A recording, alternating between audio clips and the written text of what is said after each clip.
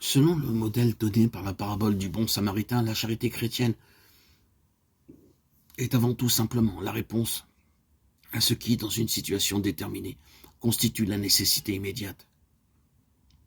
Les personnes qui ont faim doivent être rassasiées, celles qui sont sans vêtements doivent être vêtues, celles qui sont malades doivent être soignées en vue de leur guérison, celles qui sont en prison doivent être visitées. Les organisations caritatives de l'Église, à commencer par les Caritas, doivent faire tout leur possible pour que soient mis à disposition les moyens nécessaires, et surtout les hommes et les femmes pour assumer de telles tâches. En ce qui concerne le service des personnes qui souffrent, la compétence professionnelle est avant tout nécessaire. Les soignants doivent être formés de manière à pouvoir accomplir le geste juste, au moment juste, prenant aussi l'engagement de poursuivre les soins.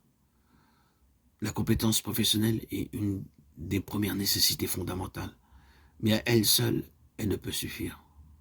En réalité, il s'agit d'êtres humains, et les êtres humains ont toujours besoin de quelque chose de plus que de soins techniquement corrects.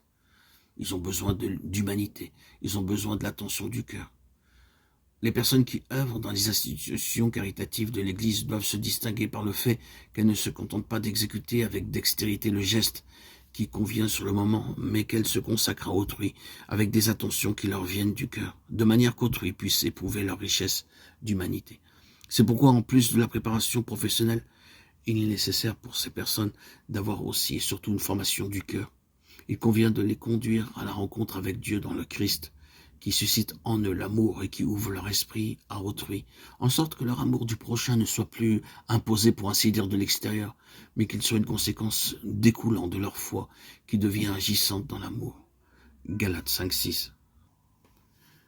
L'activité caritative chrétienne doit être indépendante de partis et d'idéologie.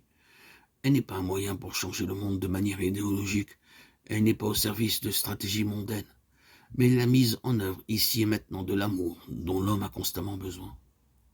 L'époque moderne, surtout à partir du XIXe siècle, est dominée par différents courants d'une philosophie du progrès, dont la forme la plus radicale est le marxisme.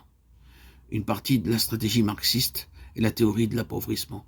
Celui qui, dans une situation de pouvoir injuste, soutient tel, aide l'homme par des initiatives de charité, se met de fait au service de ce système d'injustice, le faisant apparaître supportable, au moins jusqu'à un certain point.